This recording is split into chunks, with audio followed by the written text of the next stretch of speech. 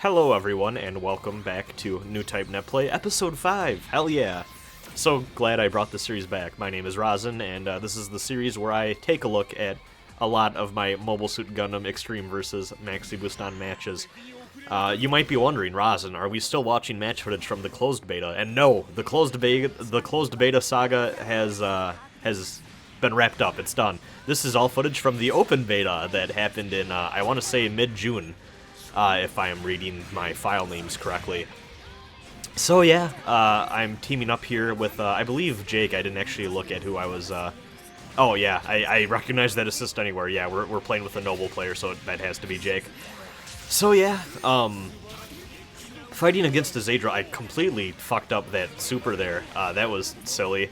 Was able to clean up after landing at least the, second part of that super. It was kind of weird how I fumbled that, but thankfully we took out Zadra first, which means that we can now overcost this Quanta. I know that name might look a little strange to those of you who haven't seen Gundam 00, which is, well, I would say it's pretty good, but that second season, I like 00 a fair bit, but that second season's pretty bad, and that movie ain't the best either. So, you know, I have a soft spot for it, but I can't lie and say it's wonderful. It has flaws, definitely, as it goes on. But, yeah, we're able to overcost that Quanta, and one thing that you're going to notice a lot in my early matches with Crossbone is I need to get better at the Zunda, which is basically the 3 beam rifle hit combo that you can do. You can shoot your rifle shot and then do a boost dash, and then shoot another shot and then boost dash. And if you time it correctly, you can just keep canceling those beam rifle shots so that they come out pretty fast, and then what you can do there is that will result in a knockdown. It's a pretty important part of MBON play, but in these early videos I still don't have it down. I don't even remember it taking me this long to learn it, but I end up doing stuff like this a lot where I'm kind of gliding along. I should be actually not just boost dashing and then holding. I should be like actively like dashing more, because you know you can kind of dash and then hold, and that lets you go fairly far while you consume your gauge, but it's a lot more efficient in a lot of cases to just keep mashing on that dash button and then, you know, land and then get yourself your meter back. You know, I learned eventually, but Jake was able to kill that Barbados Lupus there. Actually, this EZ8 player is, I can't remember the numbers, but PSN friend of mine, and actually someone, I'm mutuals on Twitter with him. It's Game Freak, also goes by Crazy Tank. Really, really nice dude. And we played a fair bit of MBON when the game was kind of in this beta state, and also, like, you know, this is actually not even from a lobby or anything. We just happened to find each other online, actually, which was kind of a funny coincidence. God, there we go. I've been waiting for this Lupus combo that lasts forever, taken right from one of the early episodes of Season 2, just pins you down and keeps wailing on you. But yeah, as I was saying, Crazy Tank here is a pretty good player of low-cost suits. I believe also started playing Blue Destiny at some point too, and his Blue Destiny is pretty scary, so yeah, fun looking back on all these old matches or whatever. But yeah, I really, that was a bad landing on my part, and that EZ8 was able to use the cannon and just snipe my landing, which EZ8 does very good, or very well, rather, so. Yeah, rough match for me, but I thought it'd be a fun one to include. But yeah, I really, I took a lot longer than I thought to learn that Zunda, which, you know, it's something I kind of take for granted now. Like, oh yeah, of course you cancel your 3 beam shots together and you're able to get the knockdown or whatever, but a lot of the time I'm not doing that here, and it's very inefficient, and also what I'm doing instead is I'm just mashing on, I'm using Shooting Burst because it's good for Crossbone X2, and then I'm spamming the beam rifle button to basically accomplish the same thing, which is a very silly way to go about it, and yeah, I don't know when exactly I corrected myself on that, but I hope it's not too many more episodes from now, because it's embarrassing me every time I watch this old match footage. And there we go, we got the 8th MS team opening playing. I love this song. Hot take, I know, but 8th MS team is one of my favorite Gundam shows. I love it a lot. Just does a great job of showcasing in a very short story and compact and mostly well-told story. The horrors of participating in a something like the One-Year War in a mecha, and just the mundane terror of it all. And it just does a very good job of depicting the setting and the world and the situation that the characters find themselves in. And I like the cast a lot too. I don't know if I'd say it's like a found family, but I really enjoy the cast and how they bounce off of one another and stuff like that. It's a good time. Maybe lacking in some of the stuff I've come to love about Gundam, such as, you know, the Newtype philosophy stuff and the greater political machinations and all that. It's kind of absent there, but it's also kind of the point too of that show, so I can't knock it too hard. Love story is kind of crappy though. Managed to kind of weasel my victory there for the team. I don't know what exactly happened there. I think that Barbados Lupus might have got kind of stuck in that awkward corner. This part of the map is a little funky with how the borders are drawn, so thankfully was able to sneak out my super there and managed to secure the win. Maybe, I don't know, it could also be too that the player was just not very familiar with the moveset or that super for the Crossbone X2. You know, after all, this is still pretty early on, and that's what a lot of these games are, goddammit. It's eating shit against enemies and learning their bullshit, and also learning what bullshit you can do to them and making sure it doesn't become too predictable, and that's how the meta evolves and grows over time and all that. So was able to get to the Groby there on the EZ8, so that felt good. I should have been going in a lot harder on this EZ8. Something that I really struggled with in my play, like right there, I really should have just meleeed instead of, I kind of was a little coy about it, and then decided to do the dash melee, which was not as efficient. It's good for powering through things, but not good for overall damage. Thankfully, that pot shot there managed to kill the EZ8 anyways, but I could have ended that exchange a lot faster if I had just gone in for the melee attacks. But melee in this game is tricky to learn. I know a lot of new players I've talked to struggle with it. I struggled with it. It's just hard getting a sense for what attacks are going to out-prioritize other attacks and what's safe to do, and getting used to wiggling that analog stick for the step wars and stuff like that. Melee's kind of tricky in this game, I think, for a lot of players, me included. So I found myself at this point in my MBON career not really doing a lot of, and EZA is going to be hella overcost. Not really doing a lot of melee stuff when I should have been going in, because melee is a great way to do a lot of damage in these games. So that was something that I really needed to train myself at, and something that I ended up actually doing with learning the game. And I believe in the episodes to come, you're actually going to see me doing. And also, I love that Lupus. That's from the second season of IBO. Early on. The pin down combo where it just holds you down and smashes on you. I love that shit. So yeah, actually in the upcoming episodes though, to force myself to learn melee, I actually started to play some of the Barbados suits, just to, or Barbatos I should say, that's how you say that technically. I basically tried to force myself to get out of my comfort zone, and I think that was actually something that was really positive for me as a player. Kind of forcing myself out of my comfort zone to dive into the deep end, or, you know, whatever metaphor you want to use.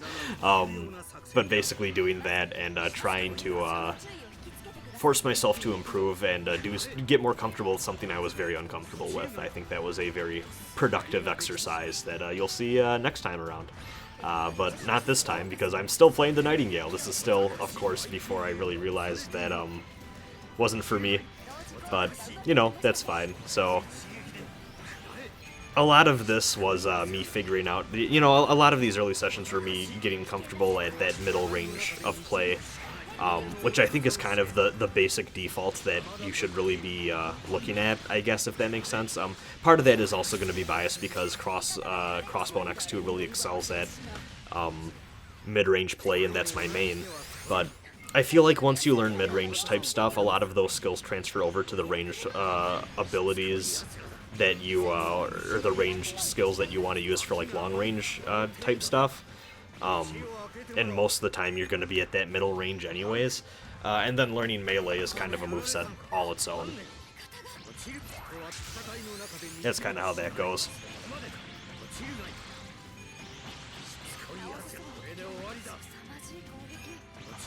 But yeah, this is, again, before I decided, maybe Nightingale isn't exactly a suit that's suited to my personal taste. So, you know, I was just playing the types of suits I like, and I think that's an important thing for just any sort of fighting game or anything like that. You know, you play the characters or whatever that aesthetically is pleasing to you, and like you know, take a shot. I love the Nightingale, so I was like, yeah, this is gonna be what I use to learn the game, and you know, sometimes through that process you learn, maybe this isn't the character for me. Something similar actually happened when I was learning Under Night. Ooh, that was a pretty good round. Look at those scores. I got a grade. Everything was pretty good.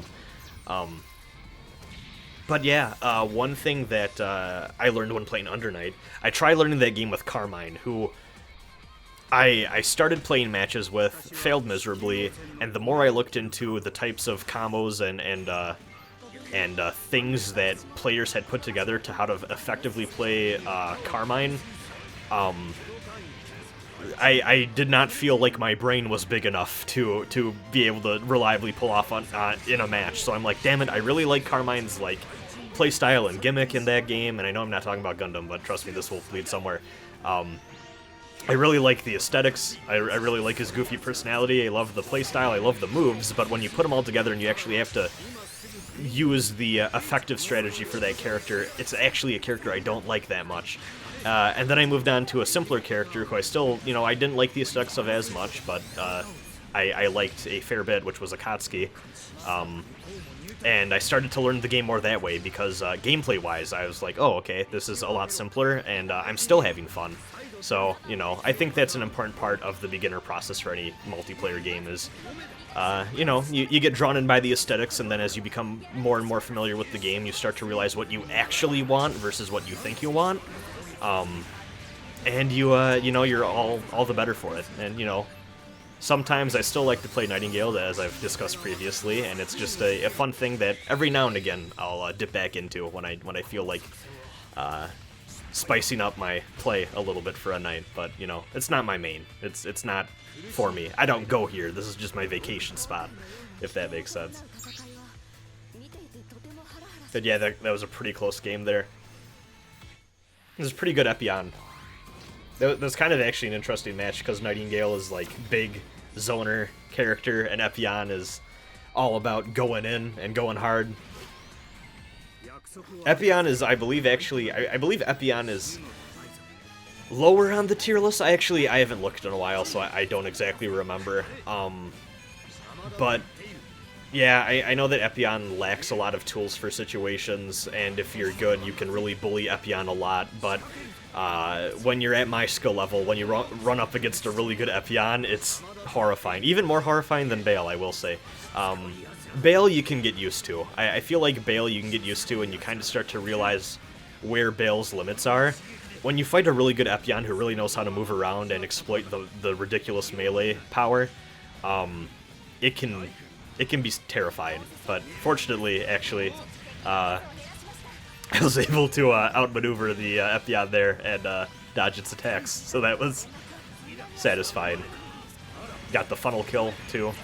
Unfortunately, I wish I could have killed that Crossbone X1 custom first and overcost the Epion. That would have been preferable, but, you know, our pal here is still pretty, yeah, low on HP, and one super was more than enough to finish the job. Cecily! Shut up, Seabook. I like Seabook, actually. Seabook's a good guy. Yeah, look at that, perfect. Yeah, there is a point, I actually remember this part of the open beta, because, if I recall, there was a few points where I was reflecting on my experience with the closed beta, and I was feeling a little downtrodden, which I also think is another important to note and common experience when you're learning a new game, and you kind of reach a point where it's like, oh, maybe I'm never gonna be good at this, or I'm not really, like, you know, this isn't the game for me, I might not be good enough to improve or any of that, you know, all that sort of shit that everyone tells themselves when they're feeling down or bummed about their personal performance. But you know, I realized after playing these matches with Nightingale, and I was getting a few perfects and greats and stuff, and with more frequency than what I had gotten to closed beta, and I went, no, this isn't impossible. I can do this. you know, maybe it's just the fact that some of the players I'm fighting in these lobbies are just beginners like me, and they're also not that great, but I'm clearly doing something better than I was before, and that has to mean something, right? So, you know, latching onto those small victories and realizing when you're, oh, that angle on that super was really goofy, but it worked. No overcost, unfortunately, because they're both playing 2K. That can be annoying, but, you know, it's a very good defensive team composition that's very useful, especially if you're playing against a team that does dual 2K team, and they also both have extend bursts. They can wall through a bunch of bullshit. It can be very frustrating to fight against that team comp, but fortunately, we were good. And yeah, I could have finished that. Fortunately, the Kshatriya missed the Garobi, and oh, I didn't even get that kill. That was on Johnson. I believe I'm playing with Johnson. Who am I playing with here? I forgot to check the name again. Yeah, I believe that was Johnson. Playing the Lupus. Hell yeah. So yeah, this was just a series of fun games, and you know, me feeling a lot more confident in my play and realizing, no, this isn't unattainable. So yeah, this is, I believe, the first and one of the few all-friend matches you're going to see from this series. I'm playing with Jake, Johnson, and Trick, and Trick didn't end up buying MBON, I'm pretty sure, but he played with us a bit for the open beta period, and he really latched on to Heavy Arm's custom Endless Waltz version, which kind of surprised me. I mean, he said he liked it because it's pretty simple in terms of just like every button basically is a different type of shot, and he had a lot of fun with it.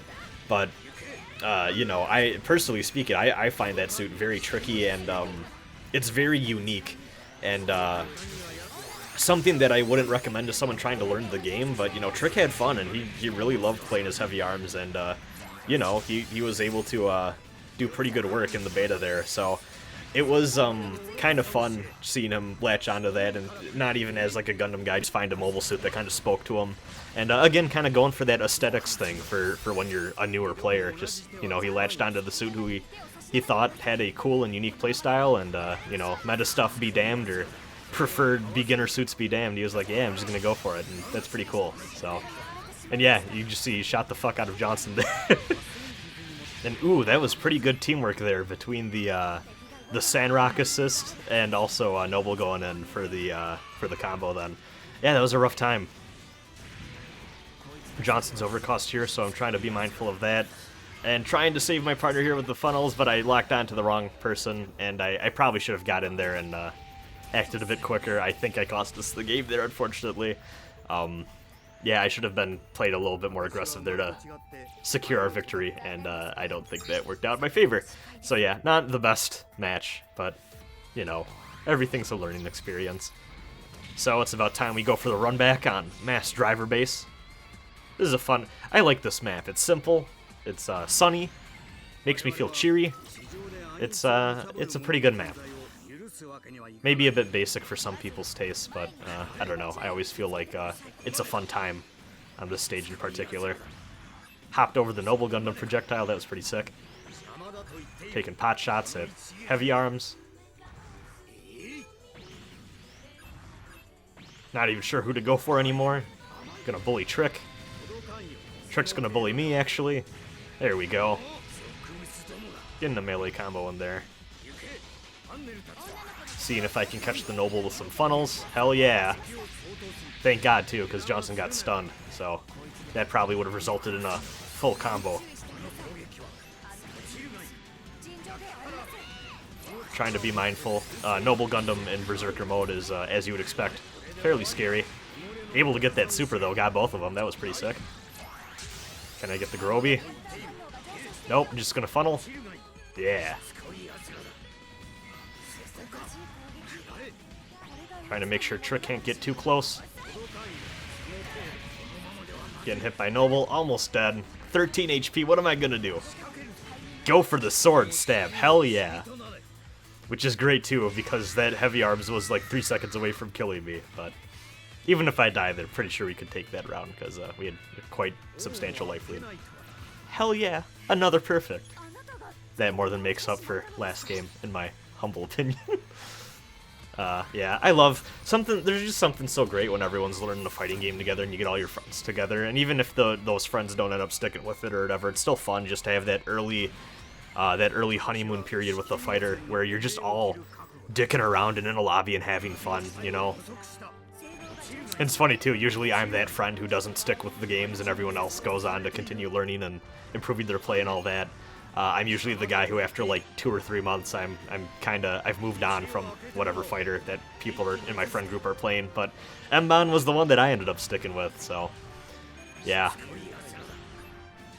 One of these days, Trick, I'll get you to buy Maxiboost ON, goddammit.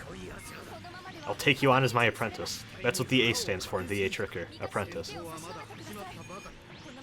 Fighting an XS and what was the other one here? Tallgeese. Tallgeese has some cool stuff. I should give that suit actually more of a play. It looked fairly interesting, but I've never really spent a lot of time with it. Oof. I should have gone for the melee attacks there too and minded my sidesteps more, but I was so preoccupied with getting the shots. Yeah, I'm really happy right after this, like I discussed previously, I learned how to play the melee game a little bit stronger. Spam those funnels, and all that joyful shit that comes with being in burst as Nightingale. Probably should have kept that super for Tallgeese, but whatever. Was able to salvage that with a beam, rifle, and funnel combo. So, yeah, that'll wrap things up. Next time, get ready for some Barbados and Barbados Lupus gameplay. Hell yeah, we're going to learn how to melee. It's going to be a great time.